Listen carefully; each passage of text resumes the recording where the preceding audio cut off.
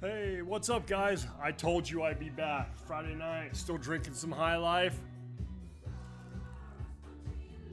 Listening to some Boney M. And just hang out, thought I'd jump on a thread real quick. So this thread, I first saw Peter from Music is a Journey did it. And he kind of changed it a little bit. And then I saw, oh boy, I saw somebody else do it too. I want to say it was Jeff. I'm not sure off the top of my head.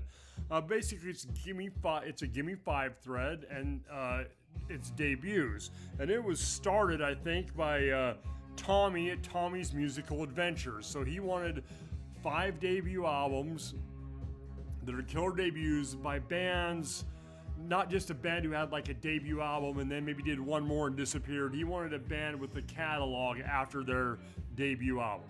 And then what Peter did is he kind of took it and did 5 great debut albums from bands that basically after their debut album, they sounded different. So I'm not really doing that. Maybe one of them can kind of be considered that, but so I just picked 5 what I consider tremendous debut records. And I'm going to start with number 1 because to me this is one of the most important debut albums of all time, and that is Black Sabbath, Black Sabbath. This is one of the new, I think it's a 2025 Rhino repress. It's got the nice gatefold in here, but listen to this track listing. Black Sabbath, The Wizard, Wasp, Behind the Wall of Sleep, and NIB, Inside 2 has Wicked World, A Bit of Fingers, Sleeping Village, and Warning. I mean, it's a freaking killer record, and it changed music forever. Cool little inserts that came with it. So, yes. So that's my first one. Black Sabbath debut album, right? In my opinion, one of the most important debut albums of all time. All right, next up, Metallica, Kill 'Em All. Bang the Head That Doesn't Bang. This is a killer debut. It's got Hit the Lights, Four Horsemen, Motor Breath, Jump in the Fire, Anesthesia Pulling Teeth, Whiplash, Phantom Lord, No Remorse, Seek and Destroy, Metal Militia. This is another one of those albums that changed music, honestly. I mean, the thrash was starting, and I'm not saying Metallica started thrash, but they were one of the first ones to really kind of hit it big, I guess you'd say.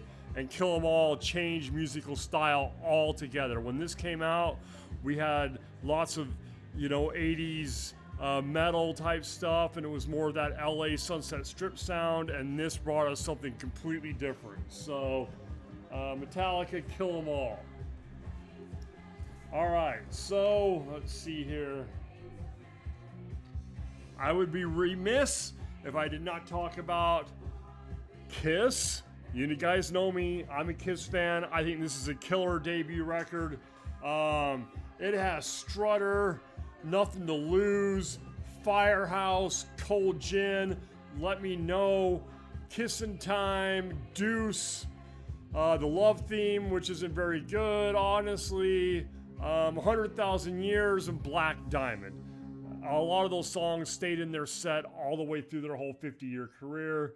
I'm sorry, Kiss didn't blow up when this album first came out, but Kiss changed music, whether you want to give them credit for it or not, in my opinion. So that's another killer debut record. All right, next, The Cars. This album is tremendous. I mean, listen to the track listing on this. Good Times Roll, Best Friend's Girl, Just What I Needed, I'm in Touch with You, You're All I've Got Tonight, Bye Bye Love, Moving in Stereo. The Obi's in the way to read the rest of them. Let's see here. All Mixed Up, Don't You Stop, I'm in Touch with Your World. I mean, but think about it.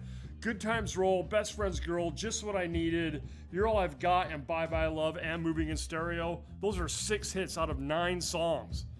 I mean, this album is killer all the way through and through. Introduces the Cars. Great stuff right there. And let's see, my last one. This is the one you could kind of say doesn't sound like the rest of their catalog. Motley Crue, Too Fast for Love. This is their debut album, and this is a killer record. This is got Live Wire, Come On a Dance, Public Enemy #1, Merry Go Round, Take Me to the Top, Piece of Your Action, Starry Eyes, Too Fast for Love, and On with the Show. This is a lot more punk influenced than their later stuff, than their later kind of glam influenced LA stuff. This is a lot heavier, and just like I said, a lot more kind of punk infused sound to it. This does not sound like Dr. Feelgood. This does not sound like Girls, Girls, Girls. This is completely different. It doesn't even sound like Shout at the Devil, which was their next album. They got a little bit darker with Shout at the Devil, but this is a great record, and I go back and forth. This is probably my favorite Motley Crue album, is their debut album. So, there you go. And that's Gimme 5, and that's for Tommy, Tommy's Musical Adventure. I'll tag his channel down below.